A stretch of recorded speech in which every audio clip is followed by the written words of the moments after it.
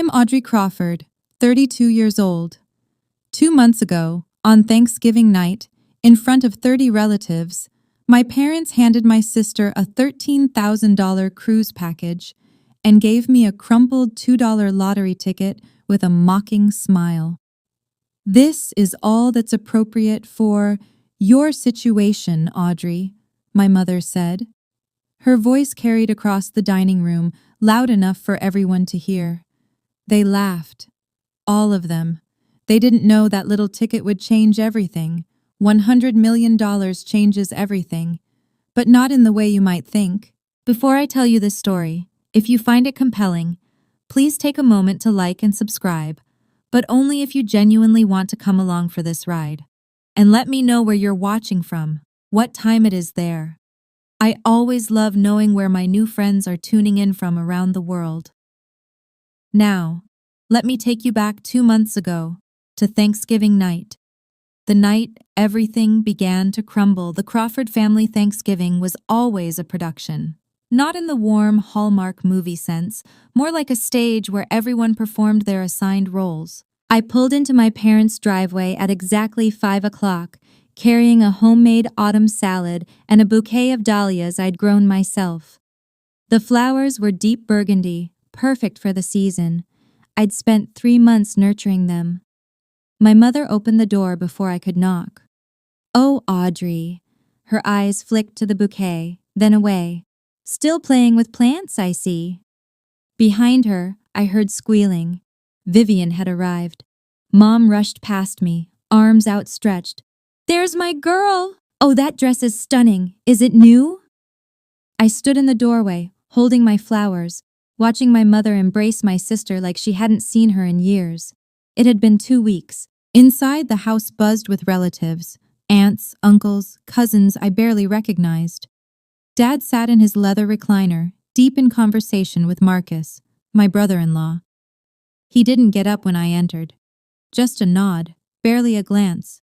"Audrey, good, you're here," Dad said, not looking away from Marcus. "We need help setting the table." Of course, I was here to work.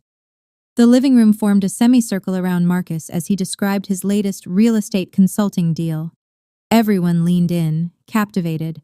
I knew better. Marcus was slippery, but I had no proof, just instinct. Aunt Marlene caught my eye across the room. She gave me a small, sad smile.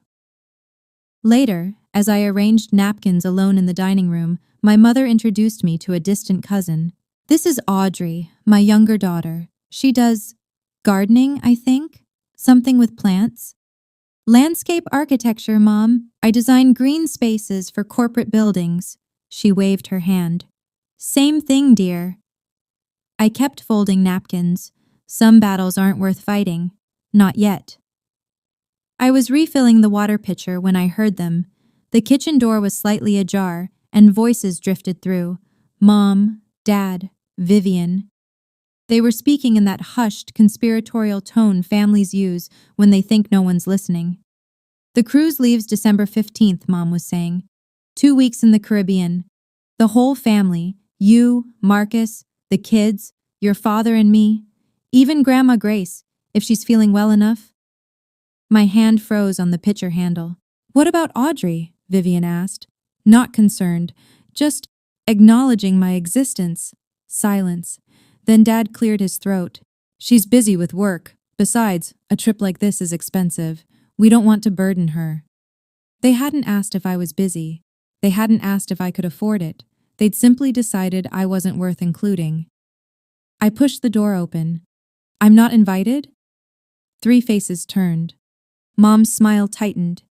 Dad suddenly became very interested in his coffee cup. "Sweetheart," Mom started, "this trip is to celebrate Marcus's promotion. It's really more of a family thing," I finished. "It's not about you, Audrey," Vivian said, her voice honeyed.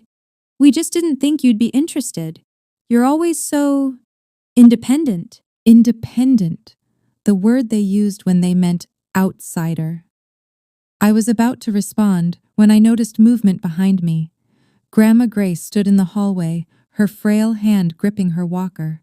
Her eyes met mine, sharp, knowing, filled with something I couldn't quite read.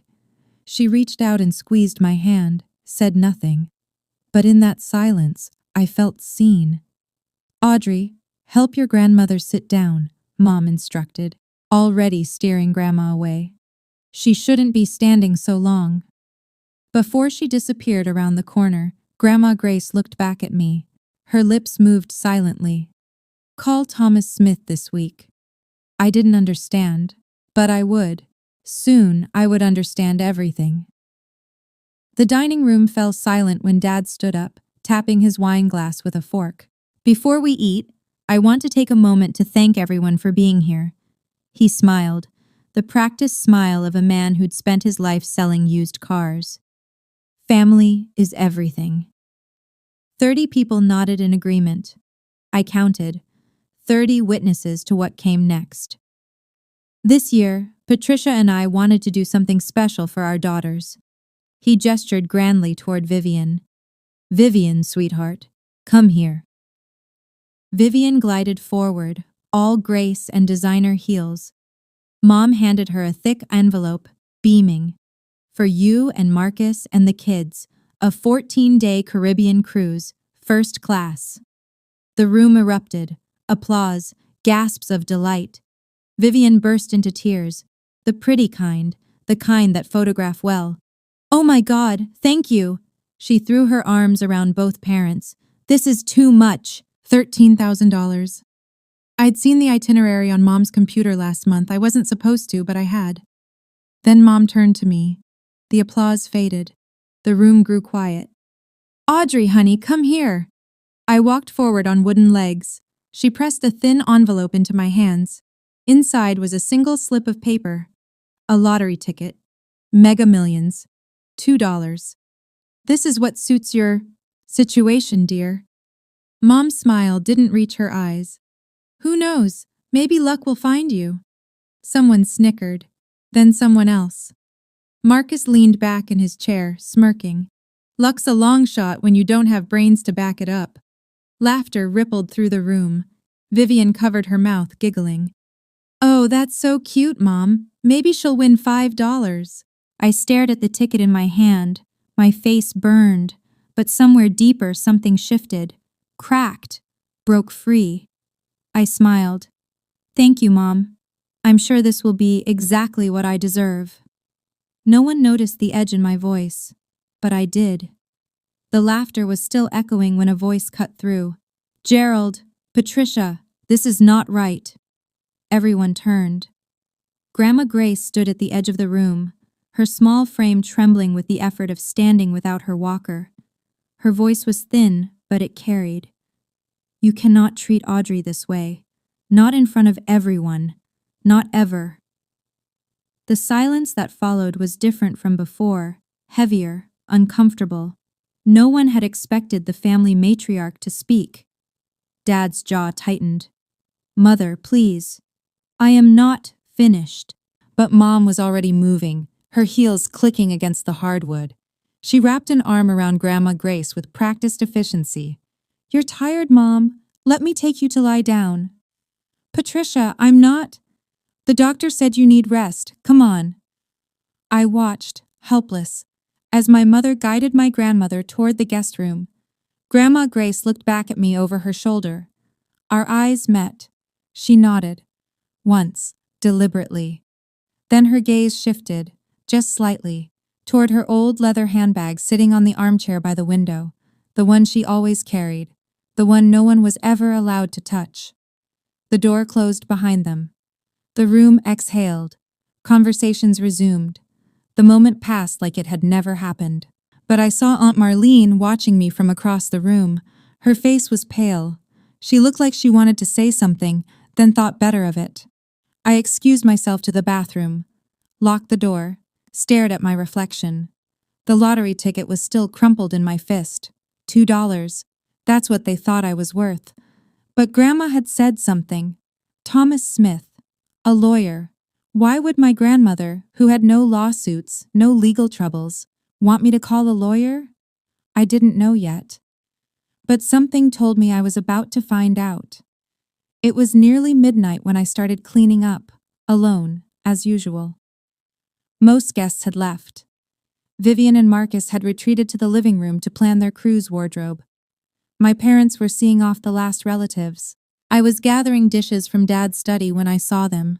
Papers, scattered across his desk like he'd left in a hurry, bills with red overdue stamps, a letter from a collection agency, and beneath it all, a document that made my blood run cold, a loan agreement, signed by my father, co-signed by Marcus Pierce, $180,000.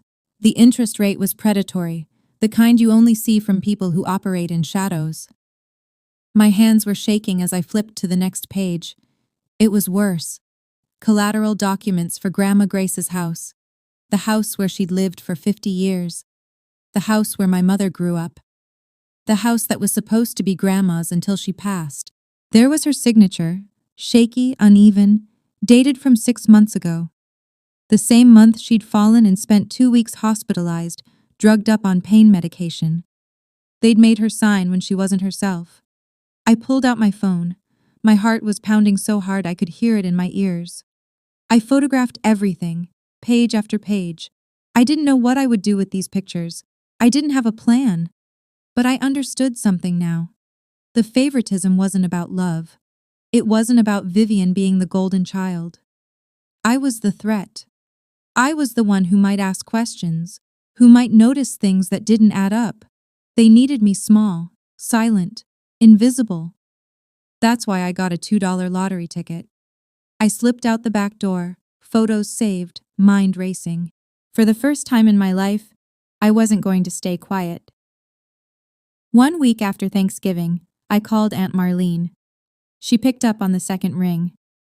Audrey? Aunt Marlene, I need to ask you something. What is it, honey? Is Dad in serious debt? Silence. Long. Heavy. You know something, don't you? I pressed. How did you find out? I saw papers, at the house, a loan agreement with Marcus. Audrey. Her voice dropped to a whisper. Don't talk about this on the phone. Why not? Because there are things you don't know yet. About Marcus. About your father. My grip tightened on the phone. What things? Not here. Not like this. Meet me Saturday. The coffee shop on Elm Street. 2 o'clock. Aunt Marlene, please. And Audrey? She hesitated. Don't trust anything Marcus tells you. He's not who he pretends to be. The line went dead. I sat in my apartment staring at the lottery ticket on my kitchen counter. I'd forgotten about it since Thanksgiving.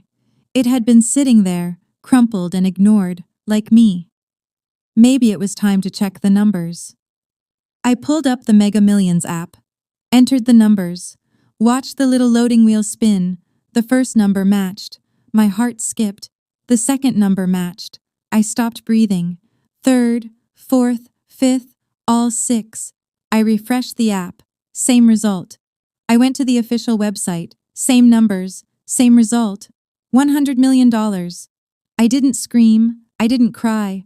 I just sat there, perfectly still, for what felt like hours. Then I did the first thing that came to mind.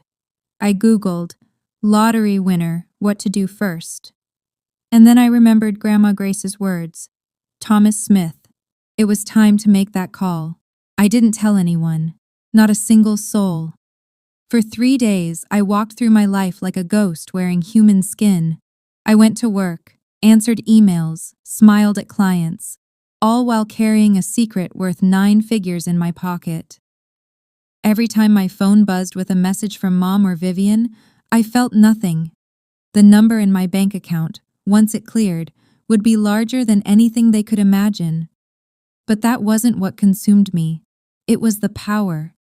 Not over them, over myself. For 32 years, I'd been the invisible one, the afterthought, the gardener. Now I had options they couldn't take away. I didn't call my parents. I didn't call Vivian. I didn't post on social media or buy a sports car or do any of the things lottery winners are supposed to do. Instead, I called Thomas Smith. Miss Crawford? His voice was warm but professional. Your grandmother said you might reach out. She told me to call you. I don't know why. Perhaps you should come to my office. There are some matters we need to discuss. About the lottery? A pause. You've won something? $100 million. Another pause, longer this time. Then we definitely need to talk. But Ms. Crawford, the matters your grandmother wanted me to discuss with you existed before any lottery. They're about her estate and her house. My stomach dropped. What about her house? It's better if I show you in person. Can you come tomorrow? Yes. And Ms. Crawford? Don't mention this call to anyone in your family. Not yet. I hung up, stared at my reflection in the dark phone screen. The lottery ticket had given me money, but Thomas Smith was about to give me something far more valuable. The truth. Thomas Smith's office smelled like old books and expensive leather. He was older than I'd expected, early 60s with silver hair and kind eyes behind wire-rimmed glasses, the kind of lawyer who still believed in doing things right. Please, sit. He gestured to a chair across from his mahogany desk. I sat. What did my grandmother want you to tell me? He slid a folder across the desk. 10 years ago, your grandmother established a trust fund in your name. A trust fund? $500,000. The room tilted. What? I never knew. She wanted it that way. She was afraid. Afraid of what? Thomas's expression softened. Afraid your mother would find a way to take it from you. I opened the folder with trembling hands. Legal documents, bank statements, all of it real. There's more, he said gently. The house, your grandmother's house. I saw the papers. My father cashed it in. He nodded. The deed was signed 6 months ago, the day after your grandmother was hospitalized. She was on heavy pain medication, barely coherent. I felt sick. That's fraud. Potentially. The signature is shaky. The timeline is suspicious. But proving coercion is difficult without witnesses. She didn't know what she was signing? I don't believe she did. He leaned forward. Ms. Crawford, your father owes Marcus Pierce $180,000. The house was collateral. If he defaults, Marcus gets the property. The pieces clicked into place. The favoritism, the exclusion, the $2 lottery ticket. I was never meant to find out. What can I do? What can? With your resources now, you have options. We can challenge the deed. We can pay off the debt and remove the lien. We can protect your grandmother. I looked at the trust fund documents. $500,000 from Grandma Grace. $100 million from a crumpled lottery ticket. Let's protect her.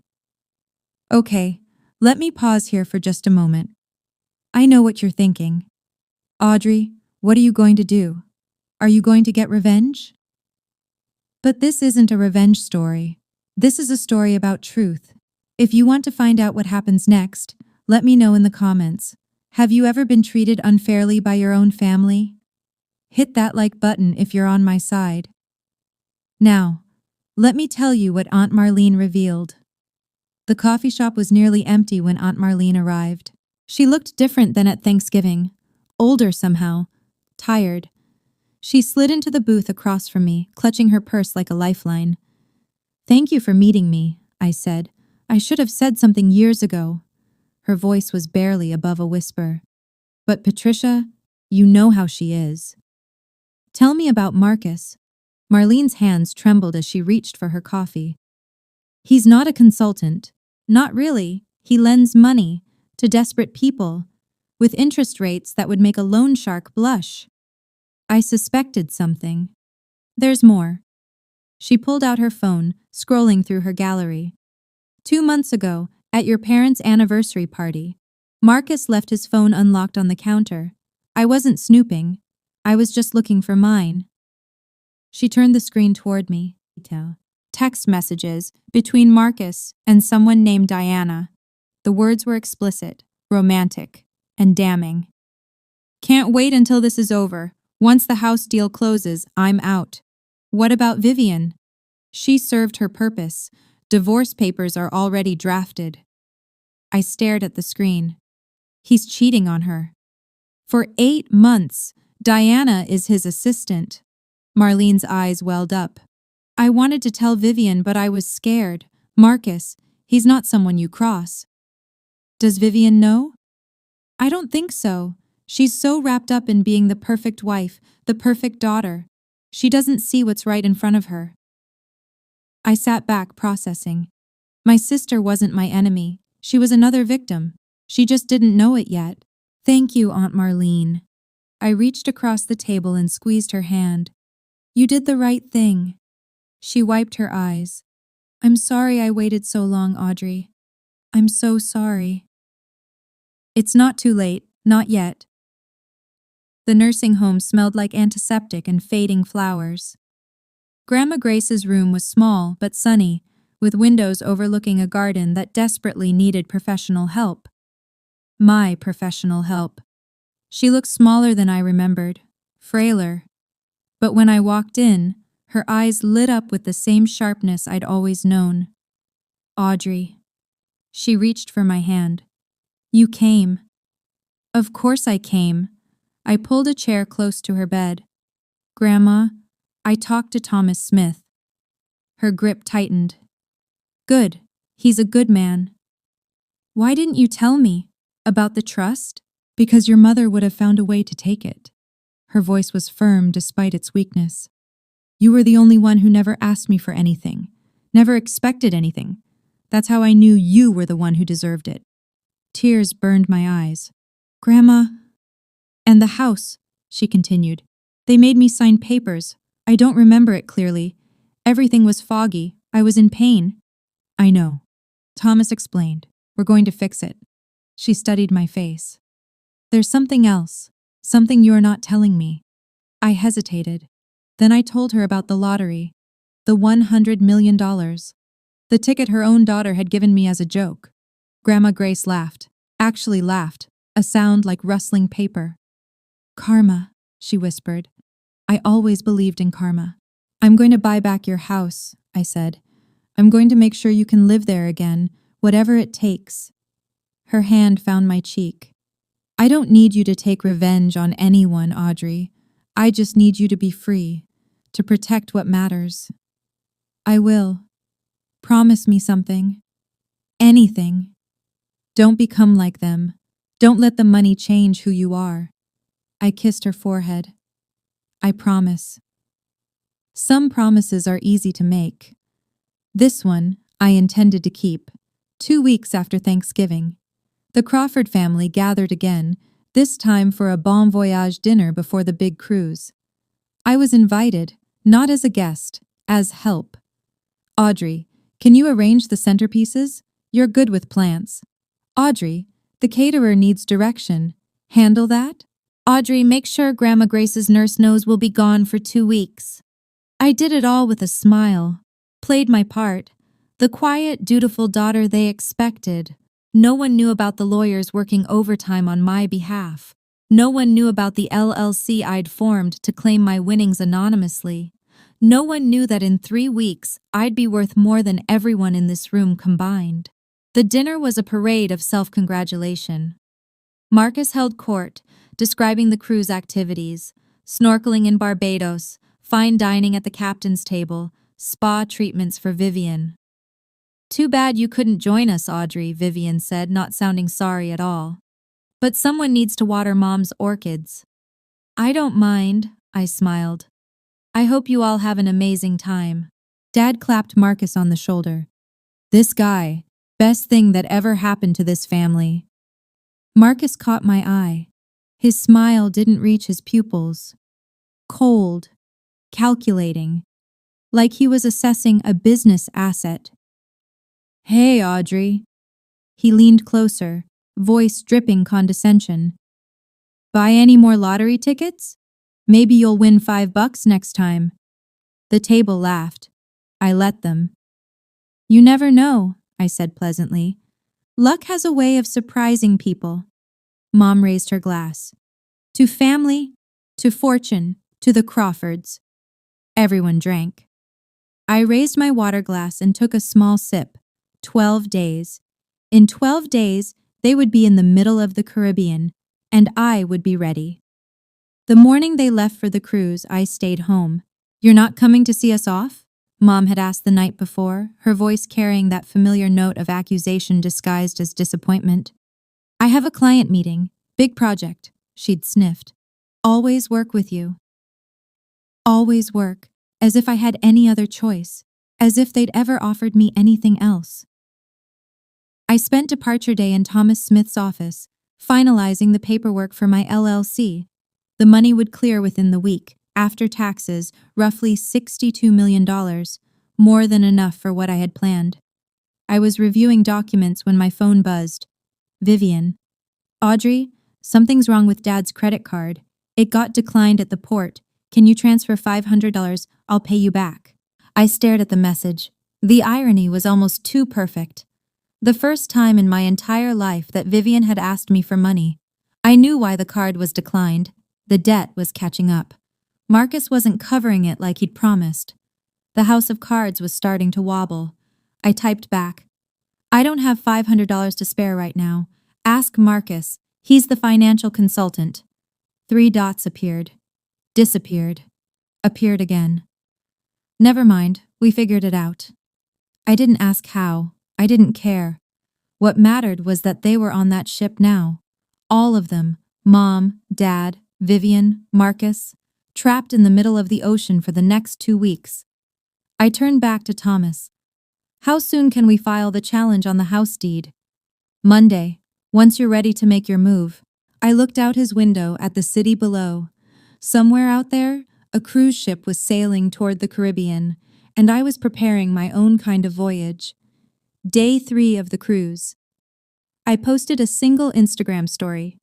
Just me, standing in front of Grandma Grace's house. The house that was supposedly no longer hers. The caption was simple. "Home renovation project starting soon." I knew Dad would see it. He checked social media obsessively. It was his only way of knowing what his daughters were really up to. The same day, the local news ran a story. Mega Millions jackpot claimed. Winner remains anonymous. The ticket had been purchased at a convenience store 3 miles from the Crawford family home. I didn't plant that detail. The universe just has a sense of humor sometimes. Aunt Marlene, bless her heart, mentioned it in the family group chat. "Did anyone hear about the lottery winner? Someone from our area won $100 million. They bought the ticket at that little Quick Mart on Henderson Avenue. The one where Mom had bought my $2 ticket." The chat exploded. Cousins speculating. Uncle Barry making jokes about retirement. Then, a private message from Mom. "Audrey, that lottery ticket I gave you for Thanksgiving, you still have it, right?" I waited an hour before responding. Let her sweat. "Yes, Mom. I still have it. Why?" "Just curious. No reason." That emoji. She never used emojis unless she was nervous. An hour later, my phone started buzzing. One call, then another, then another. Mom, Dad, Vivian, Marcus. I let them all go to voicemail. By evening, I had 43 missed calls. By midnight, 79. The messages ranged from casual, "Hey, sweetie, just checking in," to frantic, "Audrey, please call us back. This is urgent." I turned my phone face down on the nightstand. Tomorrow I would call them, but on my terms, and with an audience. 79 missed calls. I counted them twice to make sure. The voicemails were a masterclass in emotional manipulation. Mom, attempt 1. "Audrey, honey, it's Mom. Just wanted to hear your voice. Call me when you get a chance."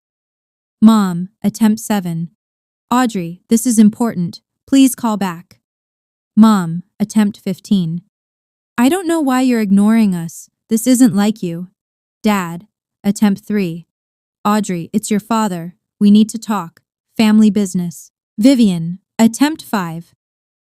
"Audrey, seriously, what's going on? Mom is freaking out." And then Marcus, his voice smooth as ever. "Audrey, I think we should discuss some investment opportunities. Family helping family, you know. Give me a call." I sat in my new apartment, a rental I'd secured the week before.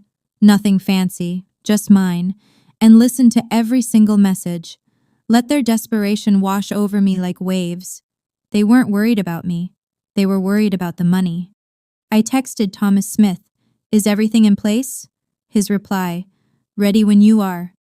I opened the family group chat and typed a single message. "I'll video call tonight at 8 p.m. EST. Everyone needs to be present. There's something important I need to share." Within seconds, confirmations flooded in. Mom, "Of course, sweetie, we'll all be there." Dad, "Looking forward to it, kiddo." Vivian, "Can't wait." Marcus sent a thumbs up emoji. They thought they'd won. They thought I was going to announce my lottery winnings and then, what? Hand them a check? Ask for their guidance? They had no idea what was coming. I spent the rest of the afternoon preparing, organizing documents, rehearsing what I would say. This wasn't revenge. This was truth. And the truth, as they say, shall set you free. At exactly 8 o'clock, I clicked join call. Their faces filled my laptop screen, crowded together in what looked like the ship's lounge, tropical sunset visible through the windows behind them. "Audrey," Mom's voice was sugary sweet. "There's our girl. We miss you so much, honey. We really wish you were here with us," Dad added. The sincerity was almost convincing. Vivian waved from behind them. "Hi, sis. You look good. Have you been doing something different with your hair?" They'd never once commented on my hair. Marcus sat slightly apart, arms crossed, watching me with that calculating gaze. "Audrey, good to see you." "Thank you all for making time," I said calmly. "I know you're busy enjoying your vacation." "Family comes first," Mom declared. "Always." Interesting choice of words. "So," Dad leaned forward, "we heard some interesting news. Something about a lottery ticket?" I didn't flinch. "Yes, I won." The silence was deafening, then everyone spoke at once. "Oh my God! That's incredible! How much?"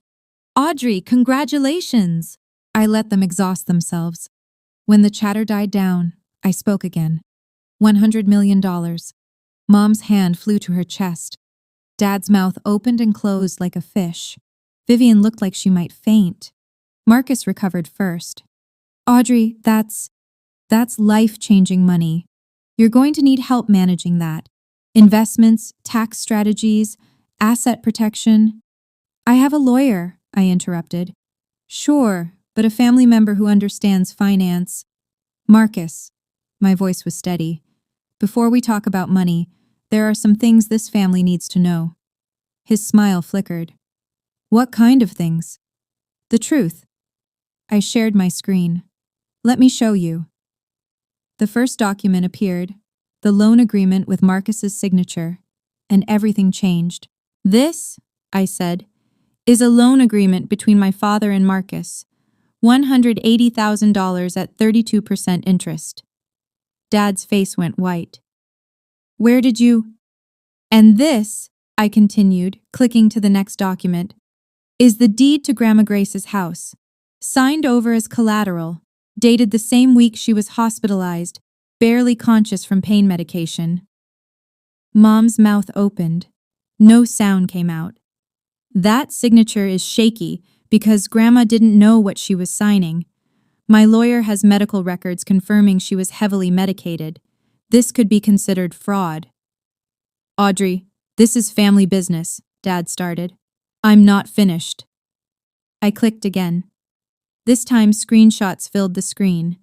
Text messages between Marcus and Diana, explicit, unmistakable. "These are messages between Marcus and his assistant Diana. They've been seeing each other for 8 months. Vivian's face crumpled. "What?" "Once the house deal closes, I'm out," I read aloud.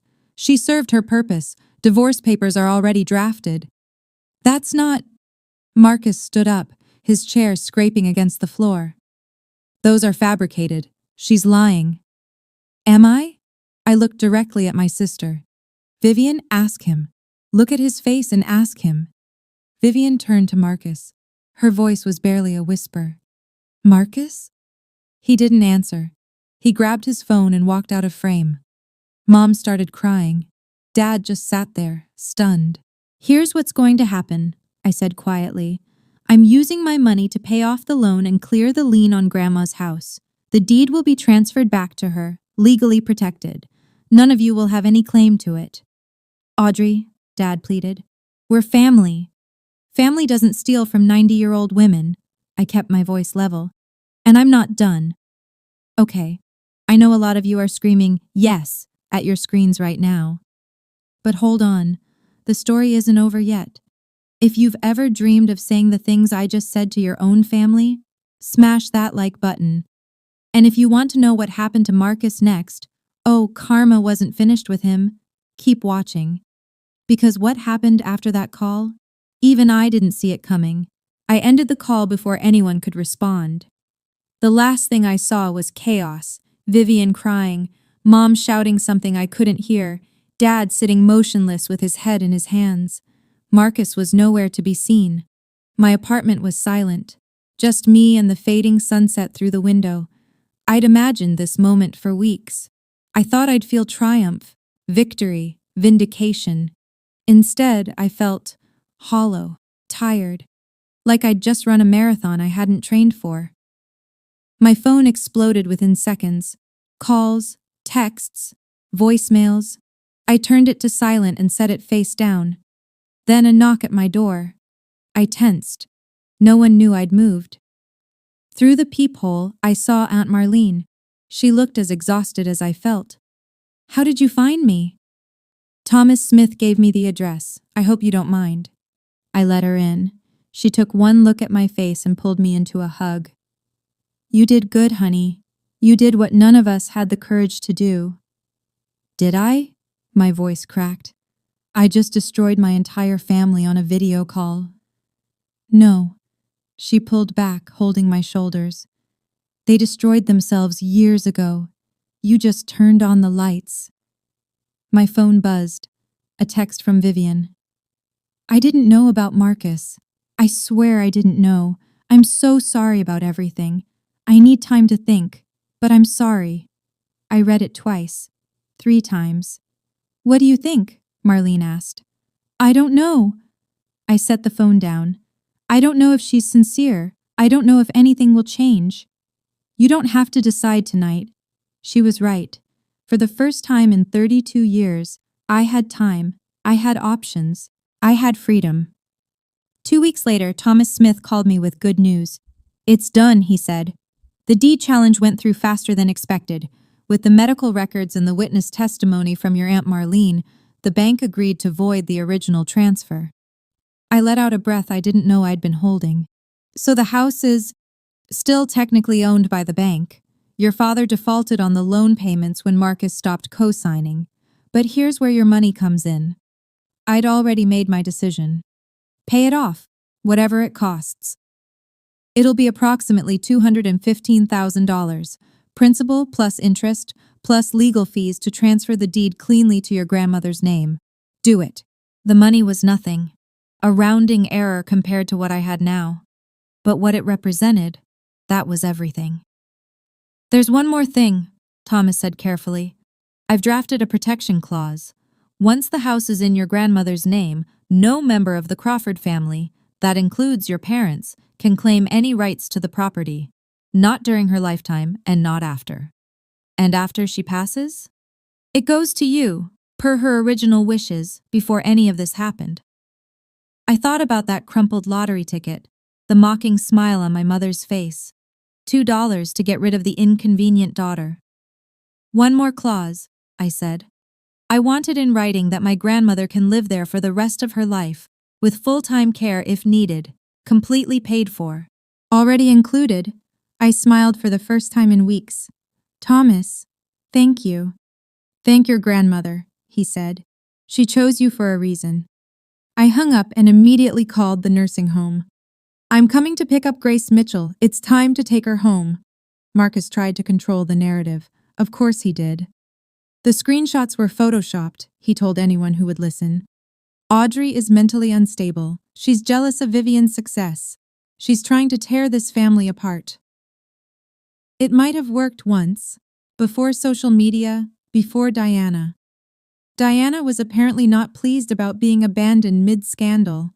3 days after the video call, she went nuclear.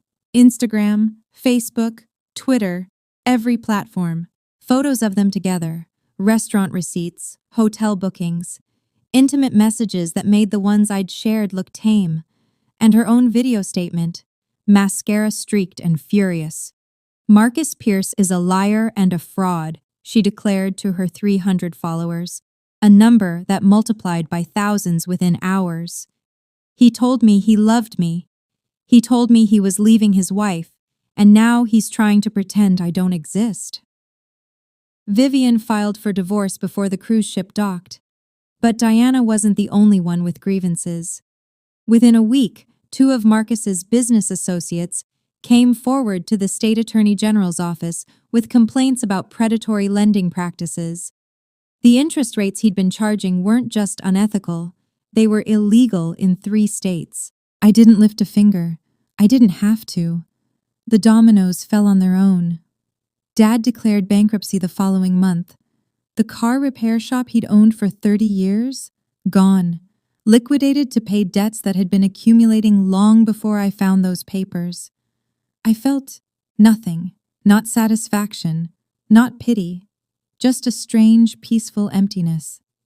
Karma, Grandma Grace said when I told her, sitting in her own living room for the first time in a year. I told you I believed in karma. She squeezed my hand. I squeezed back.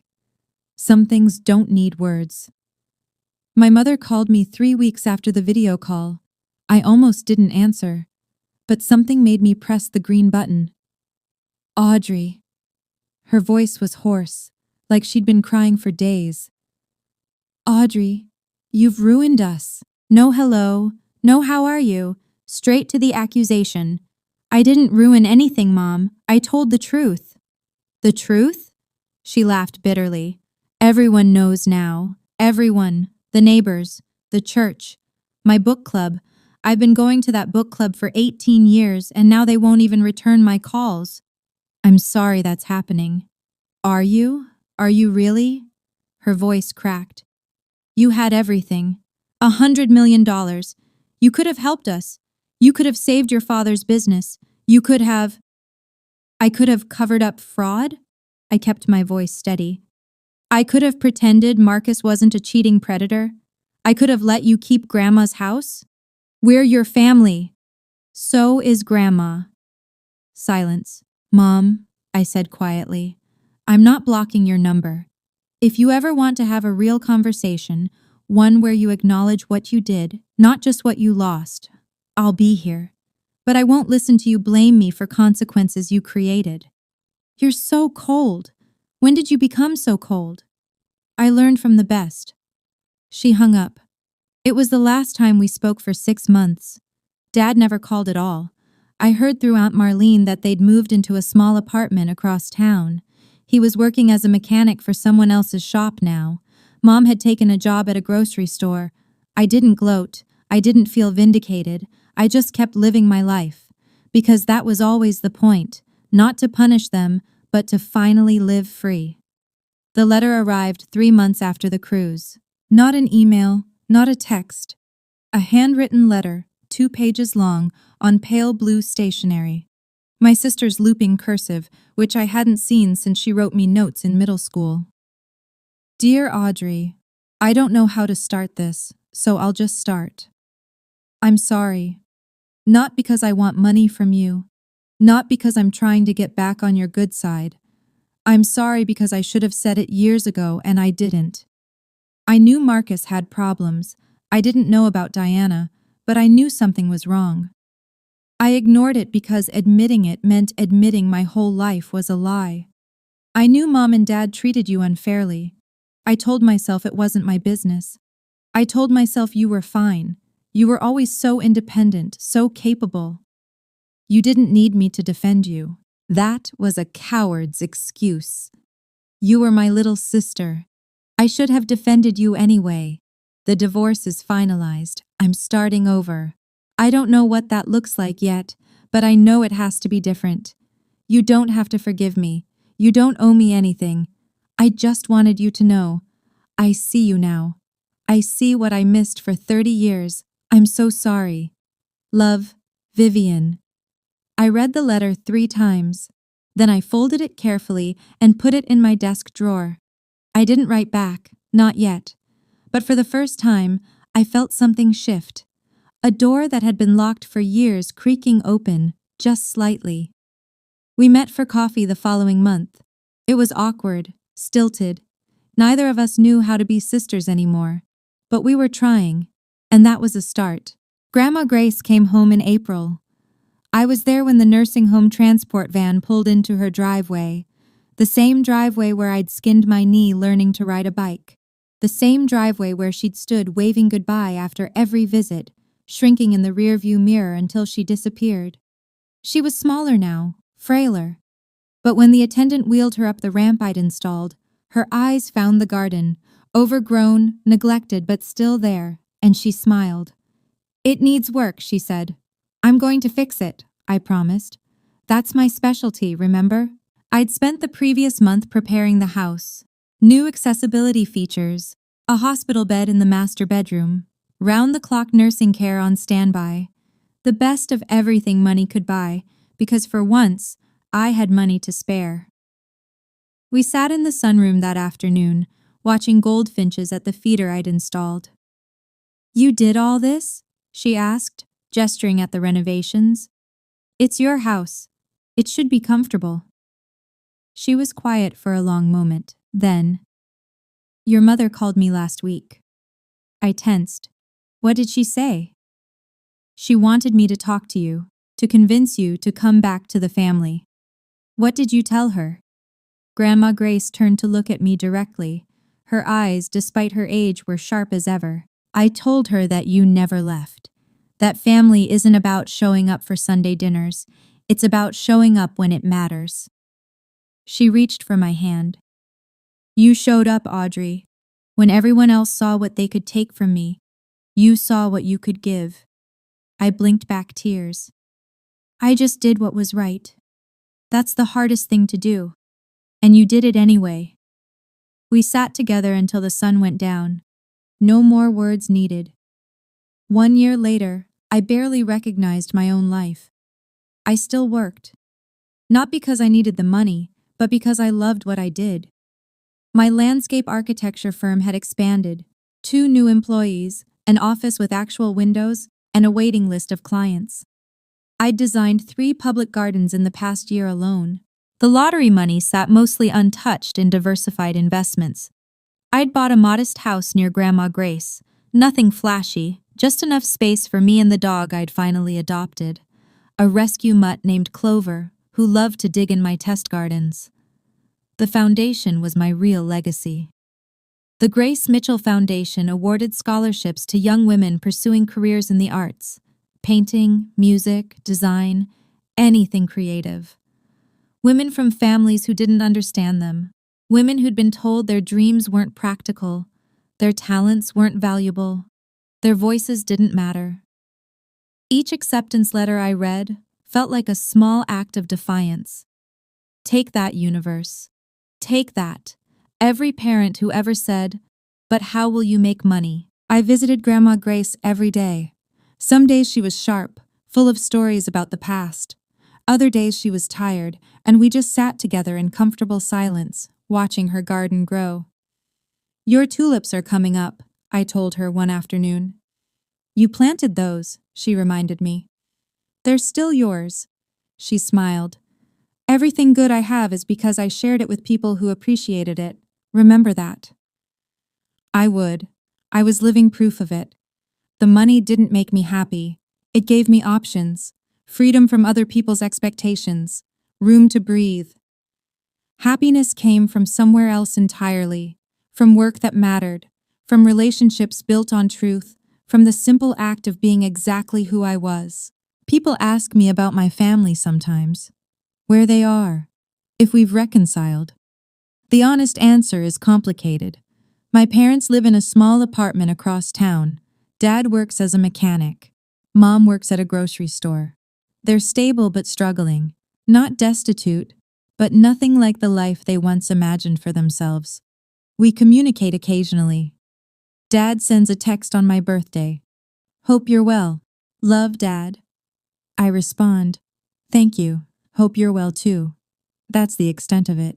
Mom has never apologized. She's called a few times, usually wanting to complain about her circumstances or hint that she could use some help. I listen politely, then change the subject.